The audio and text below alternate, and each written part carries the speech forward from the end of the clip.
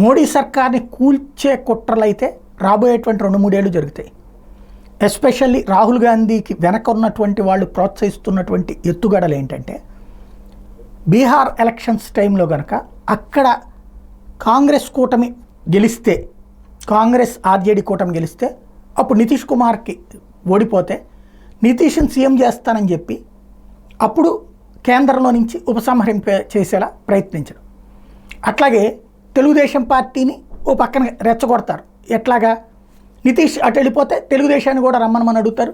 అవసరమైతే మీకే ప్రధానమంత్రి ఇస్తానంటారు, లేకపోతే కనుక మీకేం కావాలంటే అది ఇస్తాం, హోదా ఇస్తాం అని చెప్తారు. ఈలోపు వైఎస్ఆర్ కాంగ్రెస్ పార్టీ హోదా అంశం పదే రైట్ చేస్తూ ఉంటుంది. కాబట్టి దాంతో అక్కడ ప్రెషర్ పెరుగుతుంది లాస్ట్ ట్రిప్కి మళ్ళీ.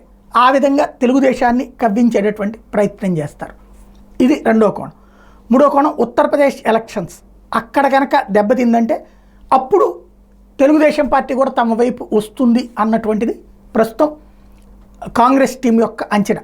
ఇప్పుడు వాళ్ళ వ్యూహాత్మకమైనటువంటి అంచనాల్లో ఇవన్నీ కనబడుతున్నాయి. ఏం జరుగుతుందో చూడాలి.